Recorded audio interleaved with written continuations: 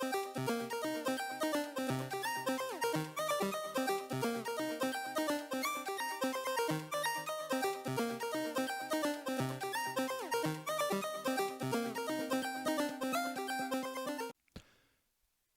and welcome to Vision Denial and Clearing Vision MSI 2022.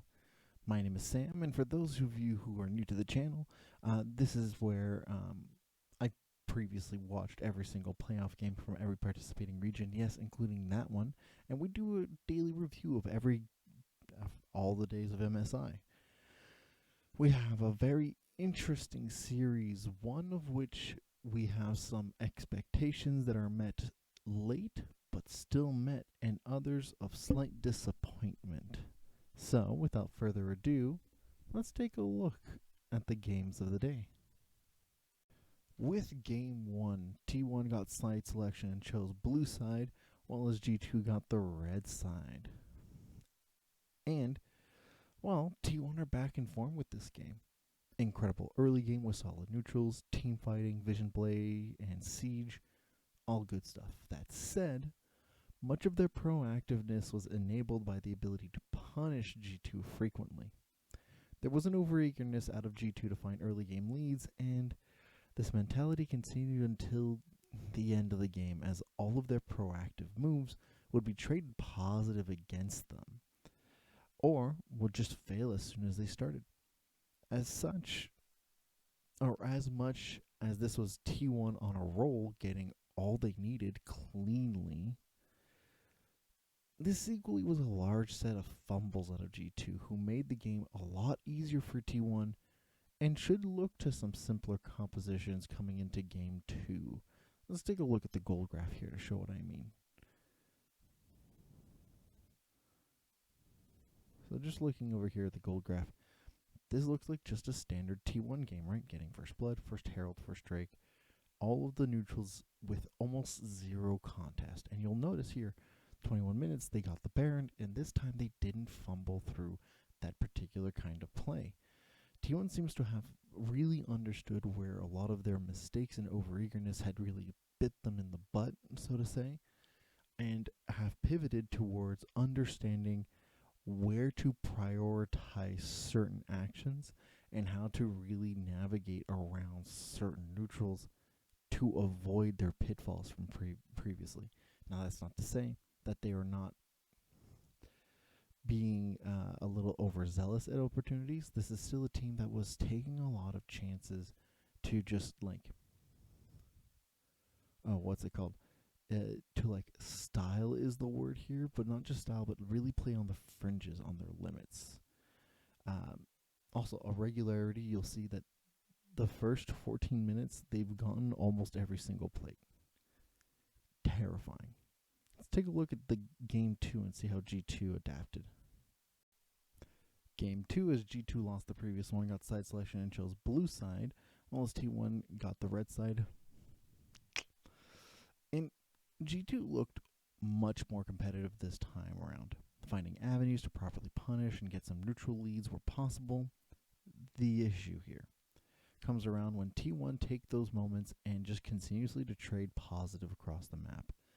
A particular thing that T1 seems to be doing across the series here is really trying to push avenues in every lane, and then as soon as one side of the map is being contested, they double down on their efforts everywhere else, and this causes a really hard dynamic for any other team to answer, it seems.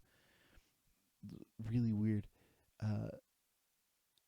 T1 were a little overzealous during the early parts of the game, but of course, so far as the trend, they course correct fast enough to regain control and totally hold full tempo and map pressure. T1 are still playing off of a lot of fumbled plays by G2, but I think that's mostly as they anticipate the proactive nature of G2. You can tell this because of how they set up Herald and other neutrals that they arrive first to. Same with how they're sieging. If G2 want to stop what looks like just an absolute stomp from happening, easier to execute drafts that are more engage-oriented and not just disengage-based with the help of some plays that they attempted. Let's take a look at the gold graph here. And this is definitely the most competitive of the gold graphs of this series, right? The issue here is that it's mostly it's like a huge substantial lead. It may look mostly flat and fizzle down, but the lowest that they ever get back is a 2K deficit that just within a period of time of set of neutrals, T1 regained easily. This is definitely one of those games where G2 had recognized that T1 were still trying to play on the fringes and were playing off of some of their bad habits just a little bit more passively, but T1 seemed to have leveraged what is their bad habits into a source of bait. Telling other teams, yes, come in, look at us, we're being juicy, overreaching here. Come on, take me. And then G2 just say, all right, cool, and then die for it, which is a little unfortunate, especially since it takes no time at all. I think it's the most of the duration of the Baron for T1 to just easily lock in a sizable enough lead for them to end the game shortly after. This is also one of those games where T1 get as many plays as the previous ones, but they still get a vast majority of them, showing again that their early game leads are primarily substantiated versus the turret pressure more so than the kills. Let's take a look at the next game. G2 with the side selection, choose blue side. And this didn't feel even remotely close in this series. T1 read G2 like a book and styled on them. There are moments where you can pinpoint how T1 are making some of the mistakes, but in actuality, this is just them getting a huge bait to pull on G2 in a cross-map play at any given point. That's really what it feels like, right? Watching this series, it feels like T1 is just being a masterclass baiting G2 in, but no. What really happens here is that T1 are setting up a lot of plays proactively at the same time in order to have the most amount of answers of how G2 are going to respond. And for the most part, G2 have had excellent game sense of how you want to approach each stage of the game and how to punish T1 in these instances. They just didn't have what it took to get there, as T1 honestly just outplayed them just in their way, right? For much of the mid games that they played. But these outplays don't happen without the T1 patented early game dominance, and it just looks uncontestable. T1 are back in form with this game, and because these look drastically different from their Rumble stage performance, and I wouldn't be surprised if people thought that T1 were now the favorites for the finals, getting a 3-0 on RNG, based on how this team looked drastically different from the first 2 days of the Rumble stage. Let's take a look at the gold graph here. It's stark how crazy this is, because this is less than 21 minutes. And if you're paying attention here, 10K by the time 15 minutes hit. It is 13K by the time 16 minutes hit. And by the time that the 19 minute mark hits and they're 15K ahead, T1 could have easily won this game before the 20-minute mark, but they were being intelligent about the situation and making sure not to overreach too much because they were already doing a lot of fringe plays. They got away with so many different skirmishes in which some of them could have straight up died under normal circumstances. But T1 have understood their damage thresholds and the ones of G2,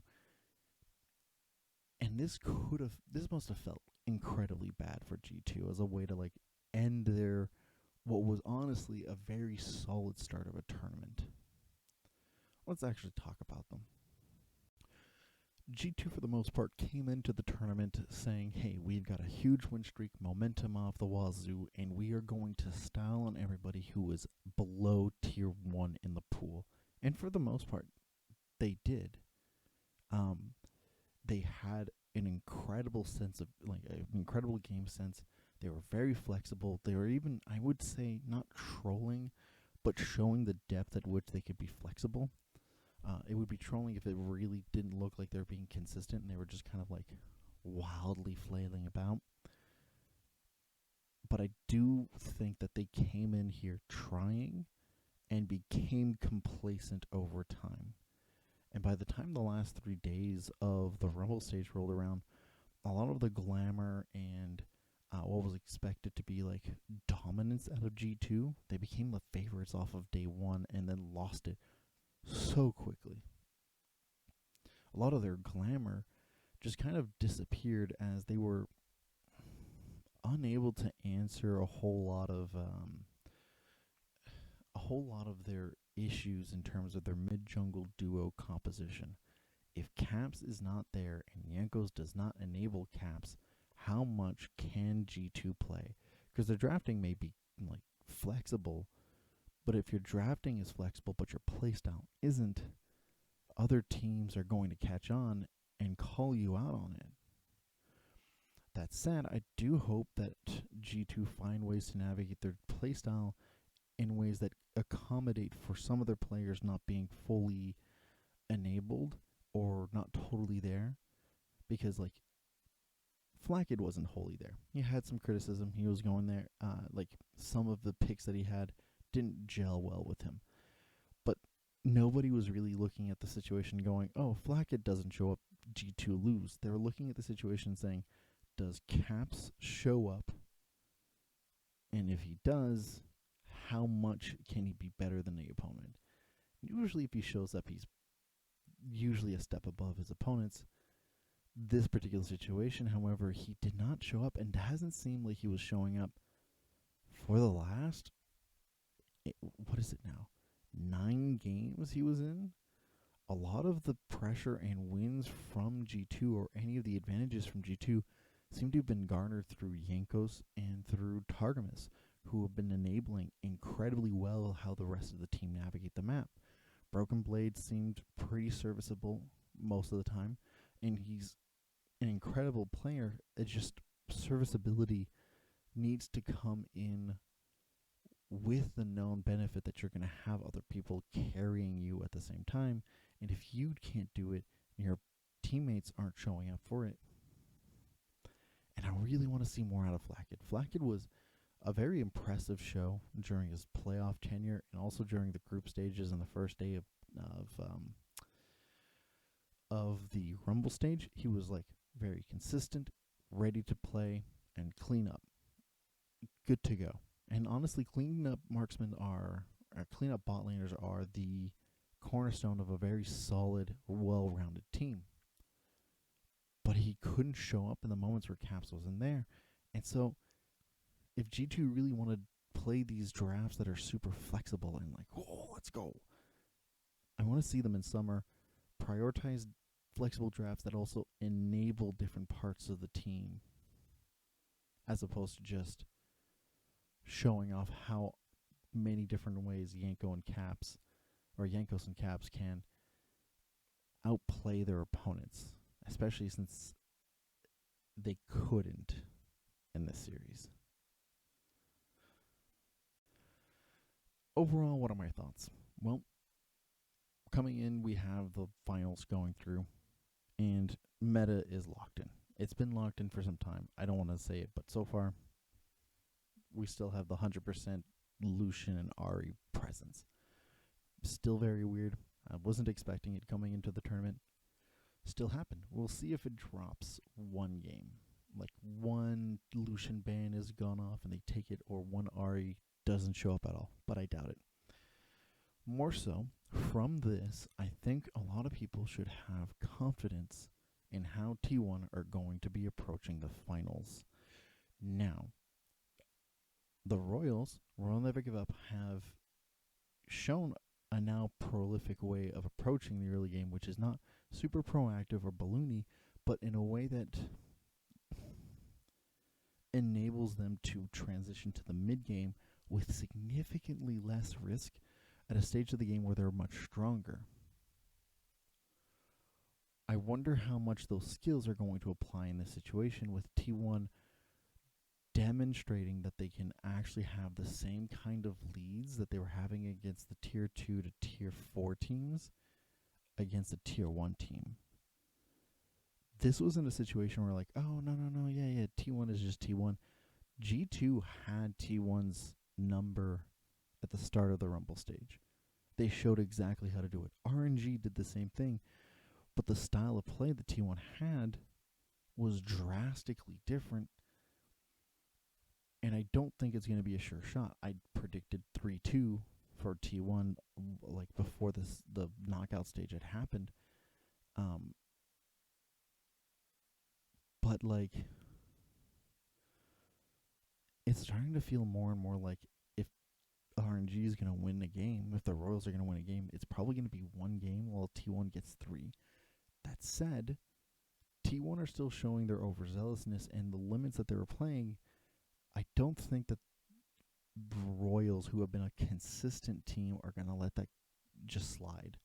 Nor do I think they're going to like overcommit to one side of the map and allow T1 to set up their multi-pronged front where they could always trade up. But that highly depends if they're still going to be consistent enough at the early game to get to that mid-game point where they shine. Also, T1 have shown that they're starting to be much better at the mid to late game.